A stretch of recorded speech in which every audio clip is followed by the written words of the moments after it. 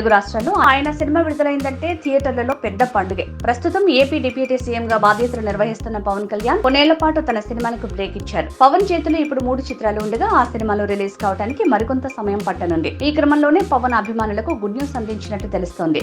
Pawan career లో భారీ block buster hit అందుకున్న ఈ చిత్రాల్లో one of the movie Gabbar Singh.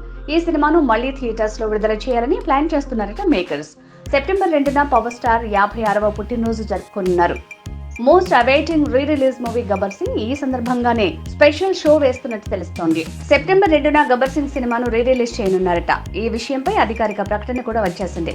ఈ చిత్రాన్ని సెప్టెంబర్ 2న రీ రిలీజ్ చేస్తున్నట్లు అనుశ్రీ ఫిల్మ్స్ ప్రకటించింది. ఇందుకు సంబంధించి ప్రత్యేక పోస్టర్ రిలీజ్ చేశారు. దీంతో ఇన్నాళ్లు పవన్ సినిమాల విడుదలకే ఎదురు చూస్తున్న అభిమానులకు ఇది పక్కా స్పెషల్ ట్రీట్ అనే చెప్పొచ్చు.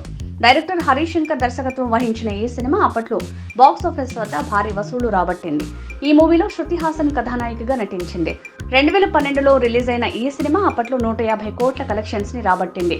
పరమేశ్వర్ ఆర్ట్ బ్యానర్ పై బండ్ల గణేష్ ఈ సినిమాను నిర్మించారు.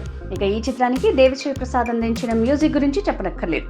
Pawan mannerism, dialogues, action, music ప్రేక్షకుల్ని ఆకట్టుకున్నాయి. ఈ సినిమా ఇప్పుడు మరోసారి రీ రిలీజ్ కాబోతుందని తెలిసి సంతోషం వ్యక్తం చేస్తున్నారు ఫ్యాన్స్.